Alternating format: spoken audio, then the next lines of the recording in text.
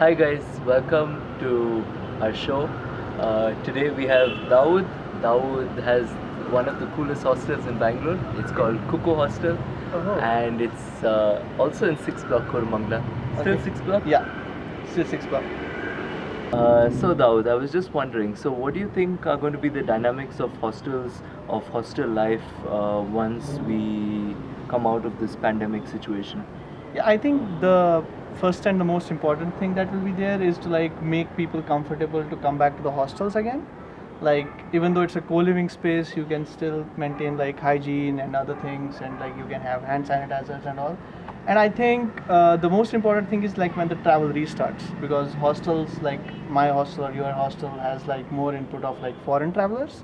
So when Yeah. foreign travelers will start feeling comfortable coming from their country to another, because as of now I see that most of the backpackers come from Europe, Mhm. and as of now Europe is like the most hit place, and then it's America and all. Yep. So I think the sustainability in terms of revenue is Mhm. the first thing that will come up in this, and the second most important part is like when like as a traveler you again want to like be on the road and just like let yourself go.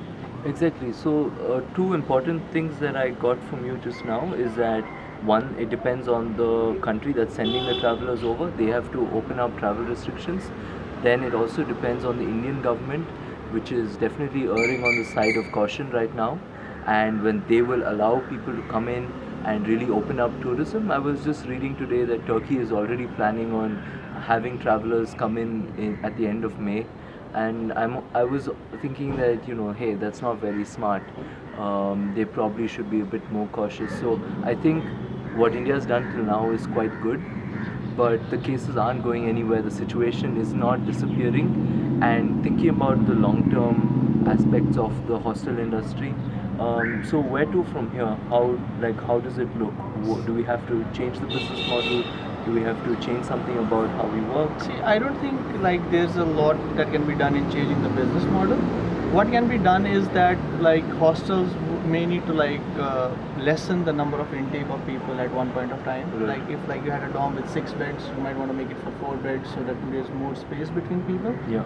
Unless and until maybe like coronavirus goes away, or Right. like people become more comfortable about it. Yeah. Another thing is like people need to also understand that there's a lot of knowledge base that comes with it, like getting yourself tested, not like just like randomly coming to a place and just skipping tests and everything. Also there you can be also in a quarantine period, like Yeah. you can come to a country, stay in a quarantine for 2 weeks, then roam around and see, because it's the betterment of your health as well and Right. the health of others as well. So you feel that that may be the new system? Yeah, after maybe this? like in a hostel you might have a room for like quarantine. Like a new traveler comes in, he just takes one room for a number of days, Right. and after that, if you are okay with it and everything, and then you can travel around. I think private rooms are gonna get spiked up for hostels in the near future. Right, but then there are plenty of hotels with private rooms, right? And people would naturally choose those. But the thing is that with the private room at a hostel, you still have that community thing going on. But they don't like, want community, right? Like yeah, it but does. like it's like Yeah. you have your own private space to isolate yourself. Yes. But and there's less interaction between that private Correct. space, but you Right. have a common space that can be taken care So, of. like in terms of people coming in for say co-working or for any other function in the hostel, like say a workshop or something, do you think there's a difference between people coming in to say co-work or attend a workshop or stay the night? Like, is there fundamentally a difference, or because I mean, if the virus can spread just by one person talking to another or one single particle of saliva moving over, then how does it really make a difference? If people are staying in close quarters or they're coming together 40 or 50 at a time for a movie screening or workshop. See, the thing is that that's what you need to understand, is that you need to come forward in terms of like saying that you have n number of space available, Yeah. and not making that space congested. So if Right. like in the past, if you are doing like a 50% workshop, you might want to like get it down to like 20 or 25, and at Right. the same time 15, and like give things like sanitizers and everything so that people can use that before Sure. like entering your premises. Right. And also like thermal temperature checks when people are coming in. So if you feel somebody is like of a higher temperature, he Right. can't enter. So all those things will need to be taken into consideration. Yeah. And on top of that, I think India will need to maintain like an interstate testing, because you never know where the traveler has traveled in India. Exactly. He might be like in north, and by the time he comes from north to south, he might have coronavirus. because I mean, at least now we have this sort of feeling of traceability. Like we know everybody we've met, and we Yeah. know where we go, and we can control our movements to the nth degree. So much so that we can even lock ourselves inside our rooms. But after we allow events to happen, after we allow engagements to happen, people coming together, then it's just randomness. And then no organization can even trace the spread of the virus if it does spread. So I'm wondering that, like, should we really make any moves in this direction until it's truly eradicated, it's gone?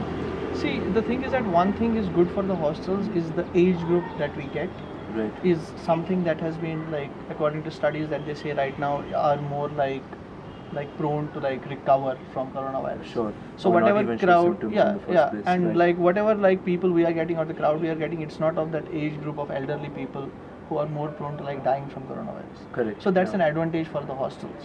Definitely. And on top of that, I see it happening in a hotel as well. Like you Certainly, like definitely. coronavirus stays You on ask surfaces. for room service and Yeah, you end up exactly. getting it. Yeah. Yeah, I mean, it even spreads through delivery boys now. Yeah, and, exactly. Like, there is nothing perfectly safe. But the good news, at least with Karnataka, is that the number of cases is coming down. The rate of doubling is seriously slowing down. And at least, like, for inside Bangalore or inside Karnataka, we're seeing some positives there. Yeah, there's also a positive in resources. Like Yeah. when all of this started, like we started lockdown, Yeah. a lot of people were thinking that India won't have enough resources to sustain and all, but that hasn't been the case. Right, I Like, mean- everybody has had abundant amount of resources. Sure, I mean, I never questioned it for a day, and I never really felt scared about it. Yeah. Like, I never feared that the shops would run empty. Like, that's not the India that I know, so it wasn't really on my mind. But yeah, I'm glad that things went the way it did. I could have gone either way, right? Yeah. So one thing I want to ask you in this regard is that like when we talk about hostels, Yeah. like hostels as like moving ahead after coronavirus, do we also need to like have a knowledge base in place, like knowledge base in terms of like when somebody gets coronavirus around the vicinity, we need to like track that area and like make the travelers aware, like okay, like right now this area of Karnataka is more prone to coronavirus, Yeah. so we might not want to go there, because like travelers like to roam, so Yeah, you never and- know where they went. But that's the thing, right? So, I mean, I don't feel that the government would open up any localities or districts until the virus is completely gone. So, let's just say Assam has very few cases at the moment. It wouldn't make sense for Assam to open up their borders, let people in, until the rest of India is also cured from this. Yeah, that's true. So, like Karnataka and Maharashtra, they share a border, and we could possibly see a lot of people coming in Coming in. from Maharashtra, like Mumbai, Bangalore. They're both very big cities, and they're important cities, and people move between the two a lot. So, I think, especially between the mega cities, people moving around, it cannot be allowed, at least for now. So, but do you think it's going to be like the new normal? Like the new normal is like everything opens up and like coronavirus is there. When we have a vaccine, we have a vaccine, and we just like we are actually putting one part of population at risk.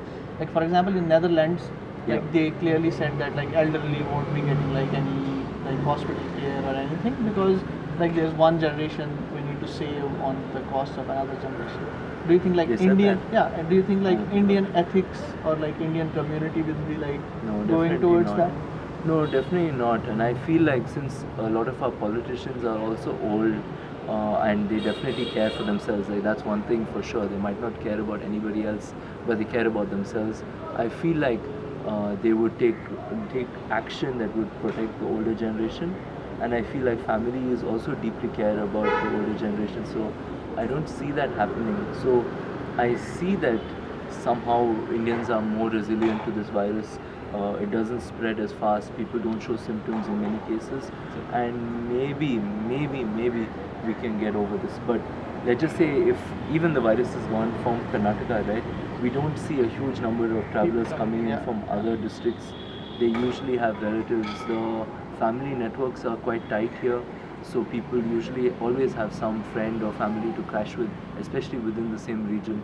So yeah, I mean, But do you think like as like people who are into hospitality, Yeah. we should come up and say that since we're not getting an input of hospitality, they should actually consolidate rents, like consolidation of rents, not like lessening the rents, but consolidation of rents in terms of like a business that is giving a revenue of X should be giving the rent as Y, like because like rents are like as per your landlord, whatever landlord says that's the rent.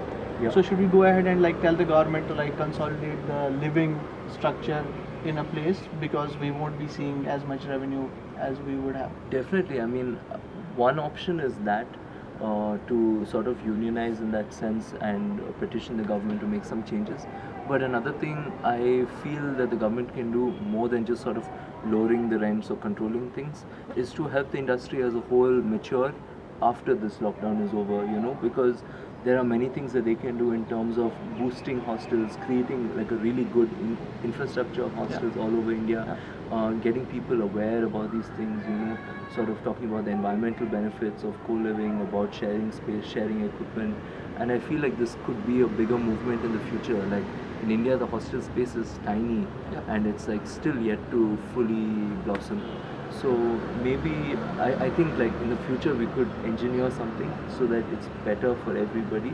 To like come under the umbrella and like be good at like Definitely because now again it's like on a landlord to landlord basis. It's on a situation to situation basis. Some owners are paying EMIs on their house, some aren't, some are nice people, some aren't. So it's like because I was reading one very interesting article that talked about like how cities should bring down their living cost, because like living cost is something that has been going high up from like past decade or so, but those cities have not given that much output.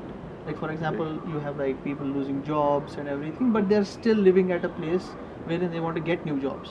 But living at that place is costing a lot for them right now. We're talking about India. India. Like for example, they said for Karnataka, Yeah. because Karnataka has a very high living cost, especially in Bangalore compared to Hyderabad and other places. Right. So they were thinking of like getting the cost of living less, like cab fares, autos, and everything. It's like Definitely. something that hits the middle class at the very ground level. Yeah. So should we looking at that, because I think hostels are anyways like a low cost entity. Should we looking at that like bring down prices for hostels, or should we looking at that talk to our landlords and tell them we'll like lower our cost of like input, so you lower the cost of rent for us? I don't feel that that's how general economics works. That's not really how things are pegged. Definitely, I feel like again it's like on a situation to situation basis. But I feel like as a space, as a whole, we should make things better for afterwards. Yeah. Because like whatever losses we go into now, we can take those losses Take those, if things are better in the future. We can right? sustain it and like grow on top of that. Exactly, and let's just say we're able to get better loans to expand, to build up new properties. Ecotourism as a whole improves. We can like connect cities with the outskirts, and we can bring in more travelers. Like India as a country, in the backpacker space, we attract more people. Instead of trying to attract people to 5-star hotels, we're attracting more people from a backpacking age group. It's a huge benefit. As a country, we have a lot to offer. And we are offering, but in a small way, and we are again competing with. We are not every showing other. that diversity like as a whole in terms of like. Exactly, and we still have this sort of bad image as a country, which is still lingering on for whatever reason. And when people arrive here, they are scared sometimes, and it takes a couple of weeks to get them to like calm down and understand that like it's just a place. Also like they hear stories from other travelers. So it's Right. I understand. Yeah. So, I mean, a lot of things have to be fixed on the level of India's global image, which, say, Dawood or myself, we're not really in a position to fix it. Like, we can just give ideas. Like yeah, we we can give our hostel guests, the people who show up here, the best experience. That's the best that we can do. But on a global scale, like what can be done at a country level, only the central government can do. So I feel like if those things are fixed, we're going to flourish in the future. Definitely, India's looking up as a place to do business, a place to live. It's comfortable, it's nice, the food is good, the weather is great. I think there's huge potential. And also, like, who knows, India might be the next industry input for like industries moving out of China and all. Definitely, we're already seeing that happening. We're already seeing that happening. So, So here's our vision for the future. We're thinking for the next, say, 3 months or so till September. We're going to mainly be sustaining ourselves from long-term guests. These are people who may have been staying with us before, and they've got jobs in the city, and they're working from home or going into office. and that's what's going to be paying our rent and bills and keeping us going. And definitely, like after that, how do you see it? See, after that, it totally depends on where a particular country or a region is in terms of coronavirus, and who knows, maybe by then we might have a vaccine or something like that. So I think it's a race between like self-sustaining places and all, and the vaccine that's gonna come up, Right. and then in like 1 month or so, you will see like everything getting back to normal. People are more comfortable in going out. Mm-hmm. But if you talk about like the vaccine not being there in another 3 months, I think we're gonna then see like troughs of like infections and everything, and the economy like limbing up towards Yeah. it. But at the same time, what I see for the hostels is that like if there are long termers, yes, you can definitely sustain by like bringing down your costs and everything, and like sustaining on like food and other things. Yeah. But in terms of like for another 3 months after the first 3 months, I see it like limping back to normal.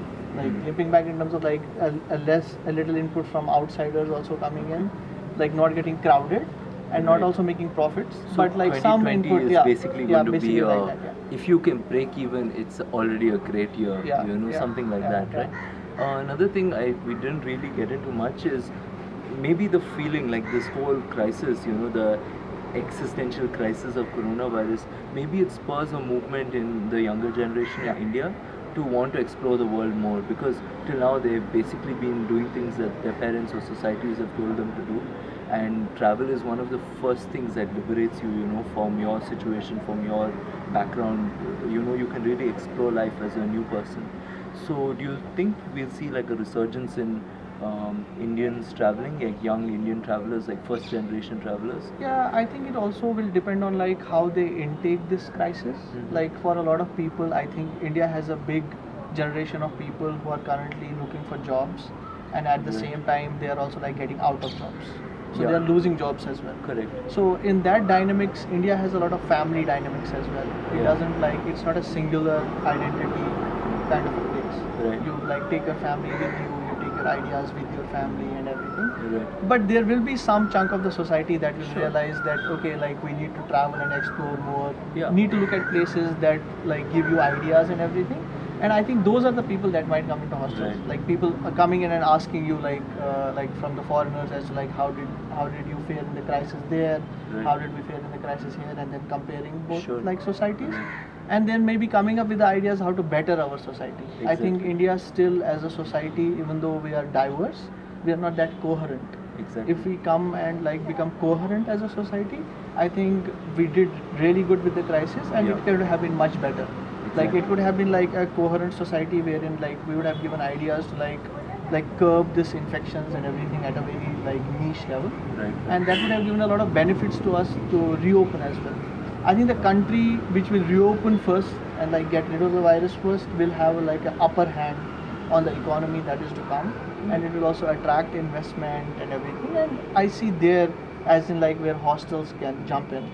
Like we as hostels can like come forward and pitch in for ideas of like sustainability. We can come in for pitching of like self-reliance and everything, the yoga workshops and whatever. That eases your mind in terms of like when you are in a crisis. Exactly, and hey, if anybody is on a foreseen or unforeseen gap year, come, like, take a break, Yeah, take a travel, break. explore, see something new.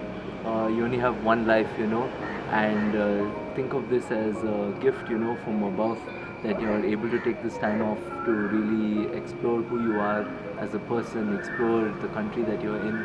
Wow, that was super interesting. Thank you for this talk, Dawood. Thank you.